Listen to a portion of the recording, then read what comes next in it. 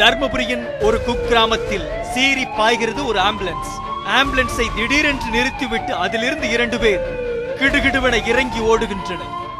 அடுத்த சில நிமிடங்களில் அந்த வாகனம் மீது சரமரியாக குண்டுமழை பொழிகிறது ஒரு கும்பல்.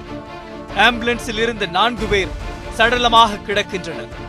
யார் அந்த 4 பேர்? பதபதைக்க வைக்கும் இந்த துப்பாக்கிச் சூட்டை யார் அரங்கேற்றியது? 2004ஆம் ஆண்டு தமிழகத்தையே உலுக்கிய இந்த சம்பவம் தமிழக கர்நாடக அரசுகளுக்கு நிம்மதி பெருமூச்சை விட என்ன காரணம்? மலைகளின் சர்வாதிகாரியாக பார்க்கப்பட்ட வீரப்பன் சுட்டுக் கொல்லப்பட்டதே அதற்கு காரணம். 1/4 நூற்றாண்டுகளுக்கு மேலாக தேடப்பட்டு வந்த வீரப்பன் ஆம்புலன்ஸில் அழைத்து வரப்பட்டு 3 வினாடிகளில் சுட்டுக் கொல்லப்பட்டது சாத்தியமா என பல கேள்விகள் எழுப்பப்படுகிறது. இந்த சம்பவம் நிகழ்ந்து 14 ஆண்டுகளுக்கு மேலாகியும் வீரப்பனின் இறப்பு குறித்த சந்தேகங்கள் தீர்ந்தபாடில்லை.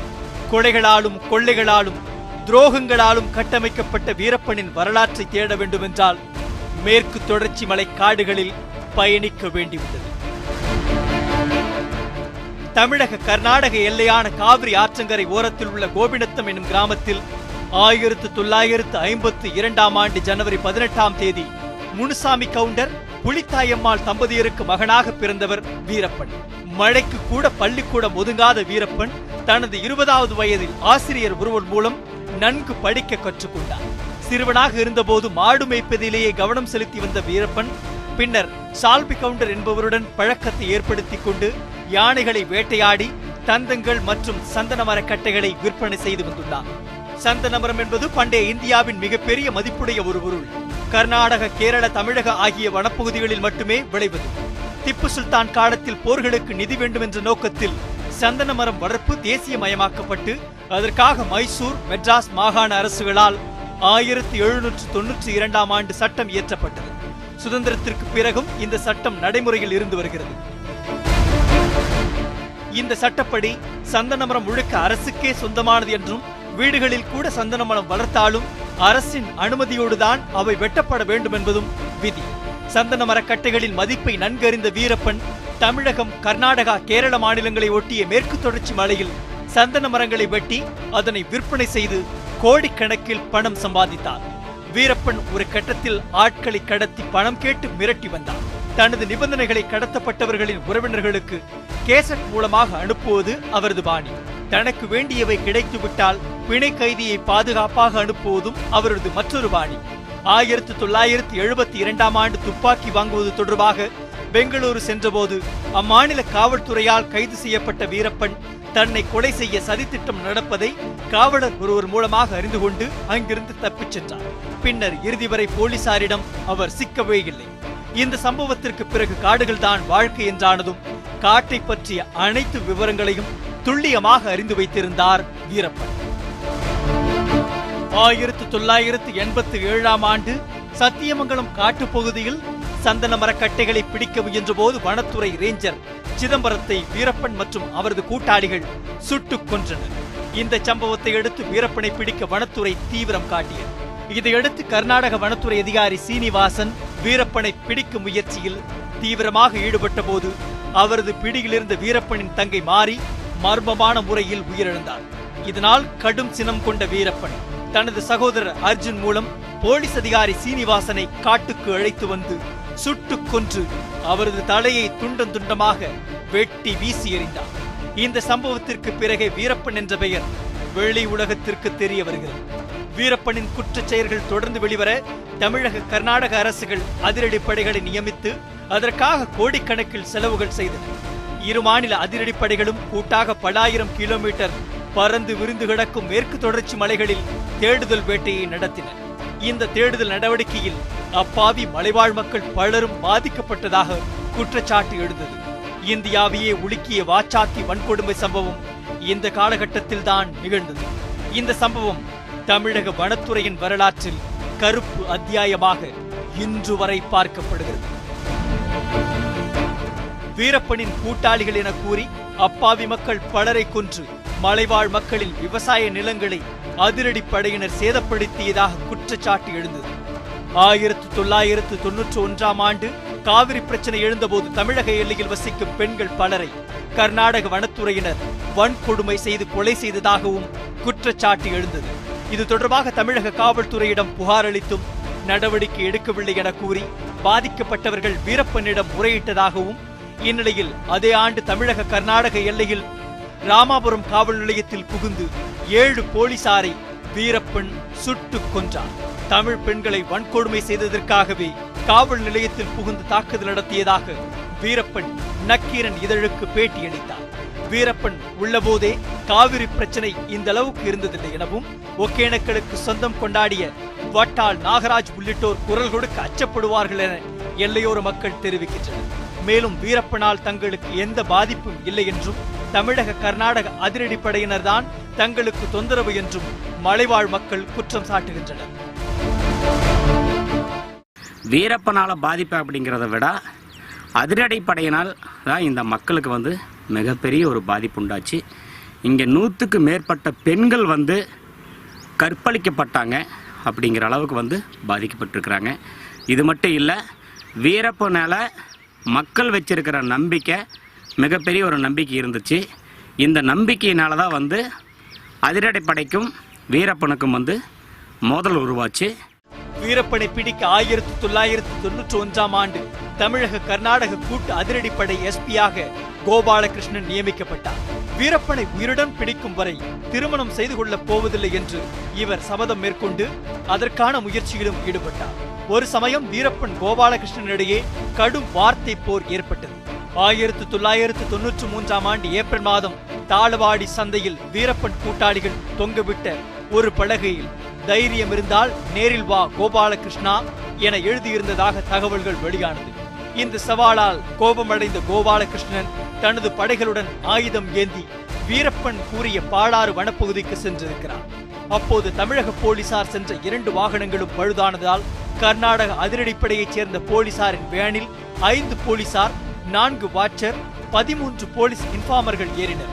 தமிழ்நாடு கர்நாடக வனப்பகுதியான பாலாறு சுரங்கமாவோடு என்ற இடத்தில் வேன் சென்றபோது அப்போது வீரப்பன் மற்றும் அவரது கூட்டாளிகள் இலக்கு வைத்திருந்த குறிப்பிட்ட ஒரு இடத்திற்கு வேன் வந்ததும் வீரப்பனின் சகா சைமன் நிலக்கண்ணி வெடிகளை வெடிக்கச் செய்தார். நிலக்கண்ணி வெடியில் சிக்கிய வேன் தூக்கி வீசப்பட்டது. போலீஸ் வேனில் பயணம் செய்த 22 பேர் உடல் சிதறி உயிரிழந்தனர்.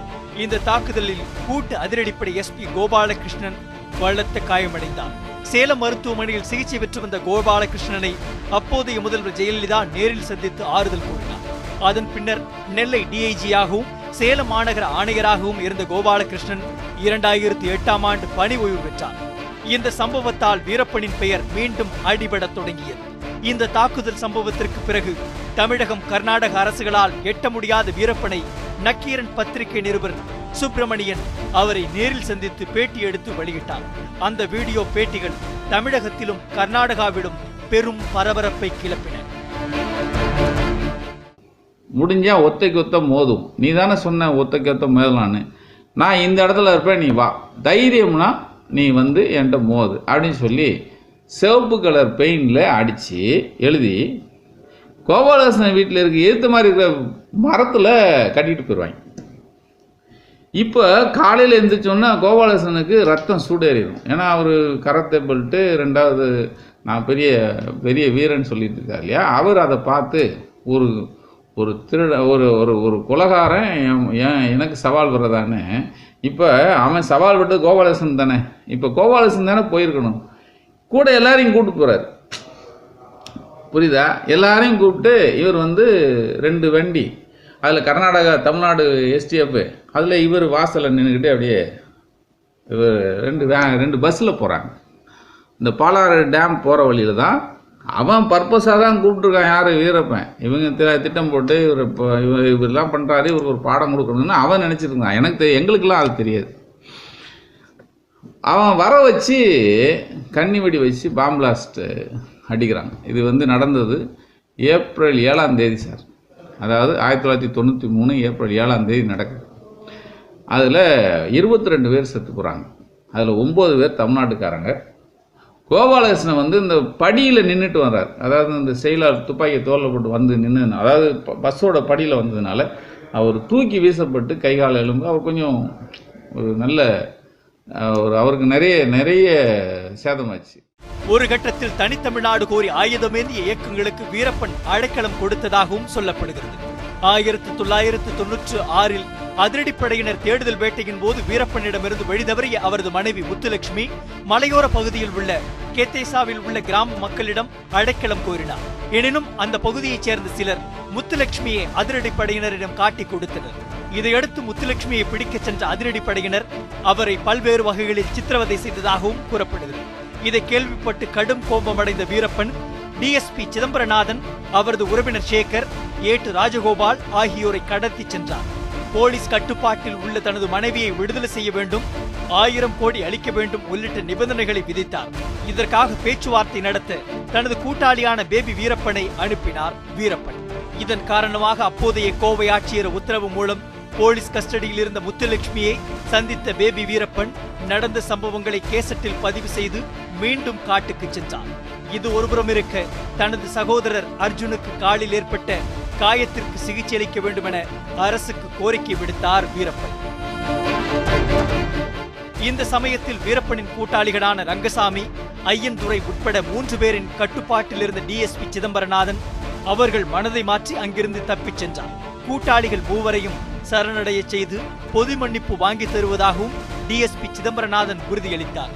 இந்நிலையில் சென்னையிலிருந்து தேவாரம் வீரப்பனால் கடத்தப்பட்ட 3 பேரும் மீட்கப்பட்டுள்ளதாகவும் கூட்டாளிகள் 3 பேரையும் பிடித்ததாகவும் கூறினார்.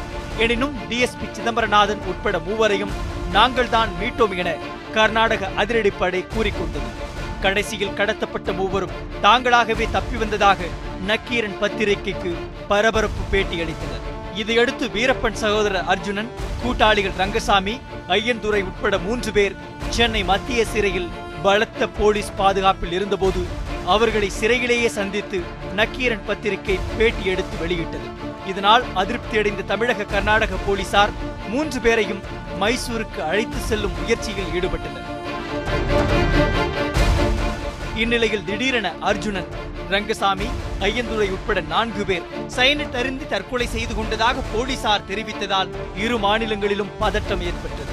தேவாரமும் கர்நாடக அதிகாரி சங்கர் பிதாரியும் இணைந்து 3வரையும் தற்கொலை செய்ய வைத்ததாகவும் ஒரு குற்றச்சாட்டு எழுந்தது.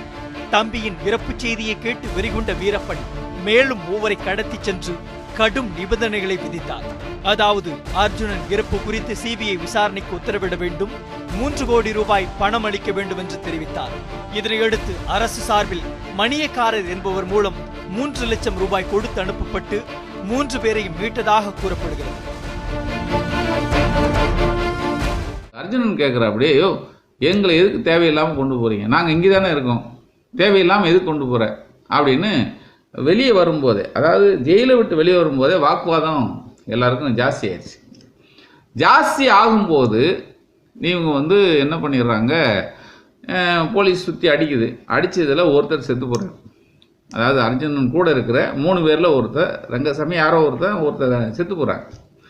செத்த உடனே அர்ஜுனன் கத்துறார், டேய் பாதக துரோகிகளாம், நான் நல்லா இருந்தோம், நாங்கள் உள்ளே இருந்தோம், இந்த ஜெயிலில் நல்லா இருந்தேன், தமிழ்நாட்டு ஜெயிலில் எங்களை வெளியே கூட்டு போகிறேன்னு சொல்லி அடித்து ஒரு ஆளை கொண்டு நான் நாளைக்கு காலையில் கோர்ட்டில் சொல்லுவேன் அப்படின்னு சொல்லி அர்ஜுனன் சவுண்டு பயங்கரமாக விடுறா. அப்படி இப்போ இது போலீஸு ஒரு ஆளை அடித்து கொண்டுச்சுன்னா அது ஒரு இஷ்யூ இல்லை.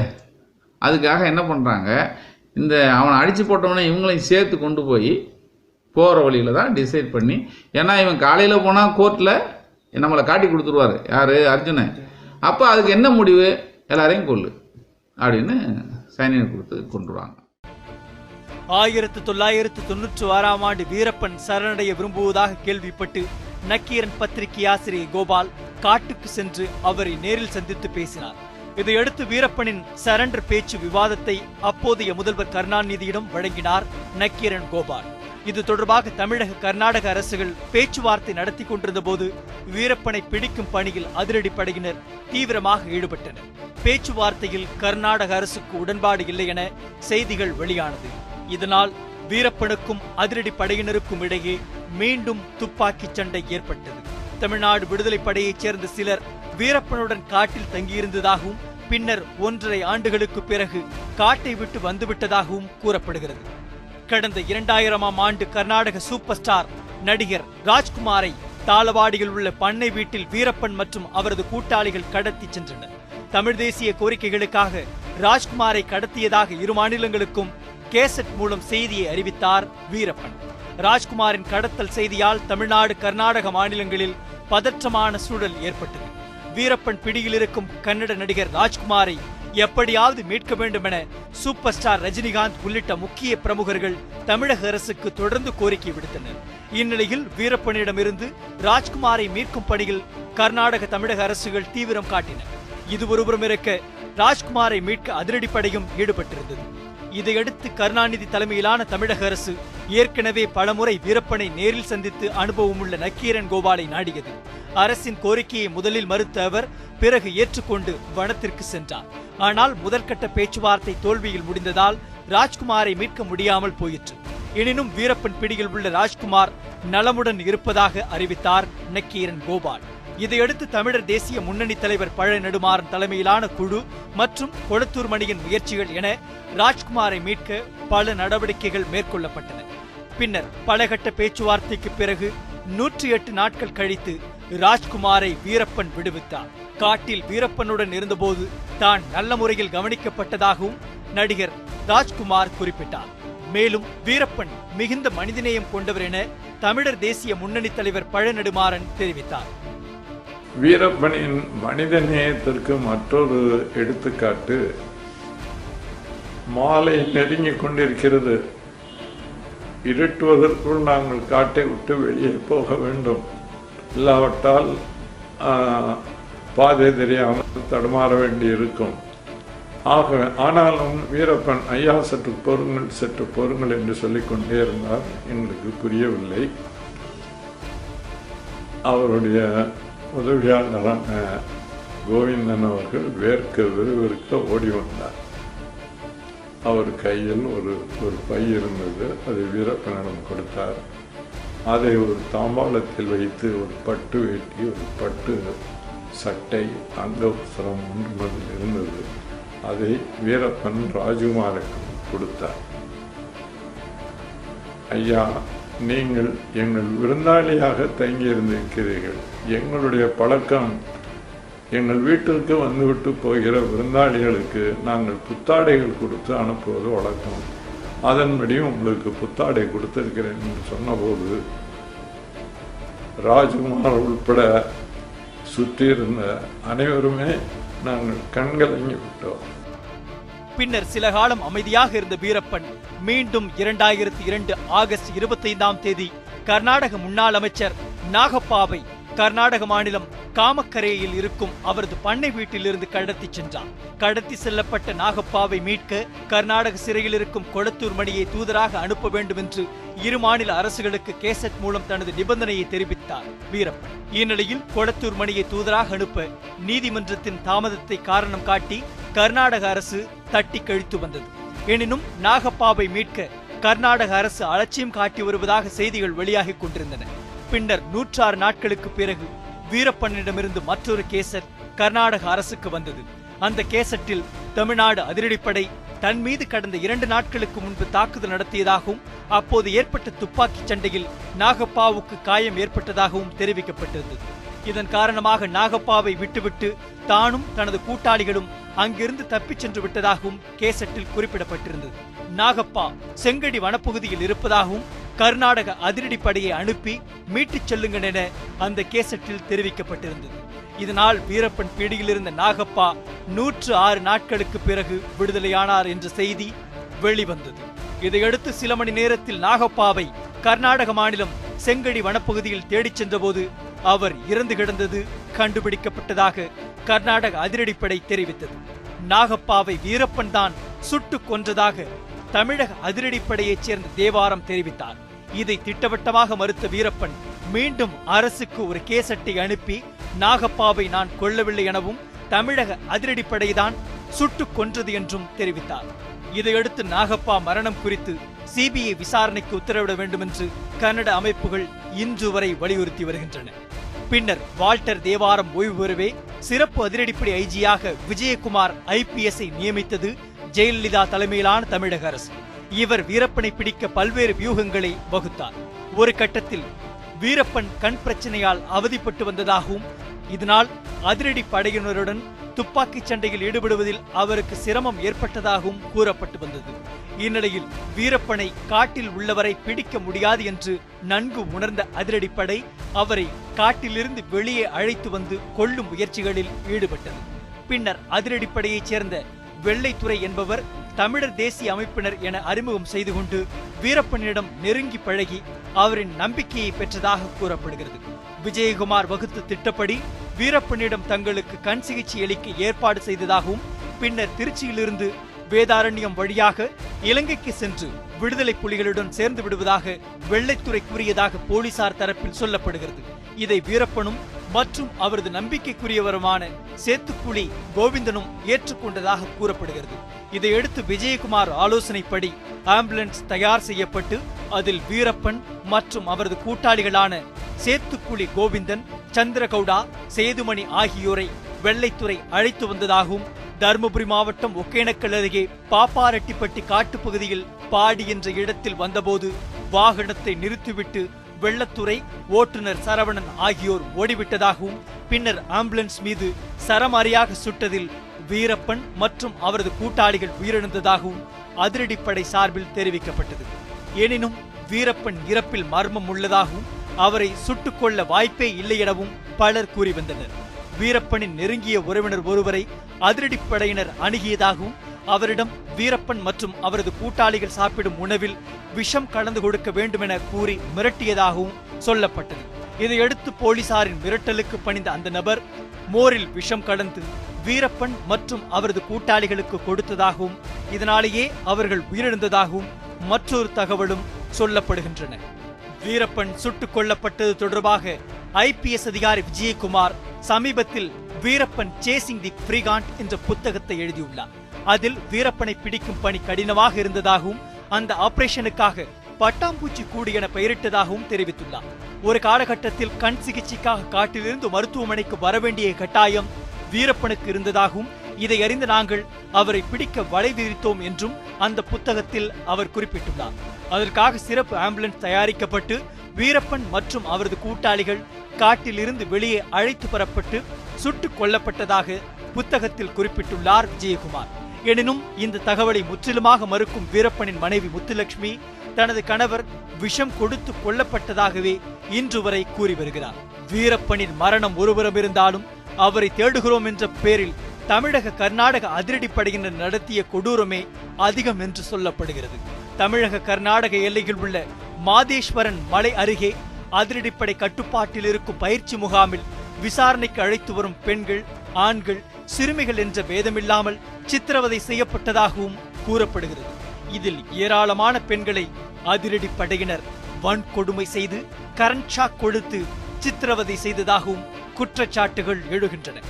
மலைவாழ் மக்கள் சித்திரவதை தொடர்பான குற்றச்சாட்டை கண்டறிய தமிழக கர்நாடக அரசுகள் சார்பில் கடந்த 1999ஆம் ஆண்டு நீதிபதி சதாசிவம் தலைமையில் விசாரணை ஆணையம் அமைக்கப்பட்டது. இதில் அதிரடிப்படையினரால் பாதிக்கப்பட்ட ஏராளமானோர் விசாரணை ஆணையத்தில் ஆஜராகி விளக்கம் அளித்தனர். இதையடுத்து குற்றச்சாட்டு குறித்த அறிக்கை 2003ஆம் ஆண்டு நீதிபதி சதாசிவம் தமிழக அரசிடம் சமர்ப்பித்த அறிக்கையில் தேடுதல் வேட்டையின் போது மனித உரிமை மீறல் நடைபெற்றது உண்மைதான் எனவும் பாதிக்கப்பட்டவர்களுக்கு உரிய நிவாரணம் மற்றும் மருத்துவ சிகிச்சை வழங்க வேண்டும் என்றும் கூறப்பட்டது.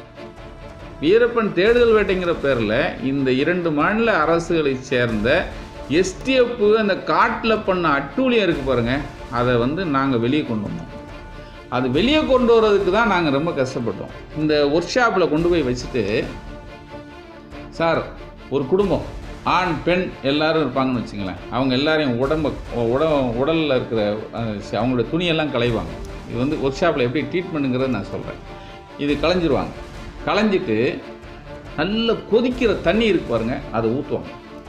எல்லாம் அப்படியே எப்படி இருக்கும், 8 வயசு பிள்ளையாக இருந்தாலும் சரி, 60 வயசு கிழவனாக இருந்தாலும் கிழவியாக இருந்தாலும் எல்லாரும் நிர்வாணப்படுத்தி ஊற்றுவாங்க. ஊற்றிட்டு கத்துவாங்கல்ல, மிளகா பொடி இல்லை, மிளகா பொடியை ஒருத்தருக்கு ஒருத்தர் மாற்றி அவங்கவுங்க தேய்க்கணும். மனித உரிமை மீறலில் ஈடுபட்ட அதிகாரிகள் மீது குற்றவியல் நடவடிக்கை எடுக்க வேண்டும் எனவும் பரிந்துரைக்கப்பட்டது. வீரப்பனை சுட்டுக் கொண்டோம் என புலகாகிதம் அடைந்த காவல்துறை அதிகாரிகளுக்கு பதவி உயர்வு, இலவச நிலம், வீடுகளை அளித்து அழகு பார்த்து தமிழக அரசு காவல்துறையால் பாதிக்கப்பட்டதாக சதாசிவம் கமிஷன் தக்க சான்றுகளுடன் ஆதாரங்களை அளித்தும் அந்த மக்களுக்கு இன்னும் நீதி கிடைக்கவில்லை என்பது அநீதியின் உச்சமாகவே சமூக ஆர்வலர்களால் பார்க்கப்படுகின்றது. சதாசிவம் அறிக்கை தாக்கலாகி 15 ஆண்டுகளாகியும் தீர்வு கிடைக்காமல் காத்திருக்கும் மக்கள் என்றாவது ஒரு நாள் நியாயம் கிடைக்கும் என்ற ஏக்கத்தோடே காத்திருக்கின்றனர்.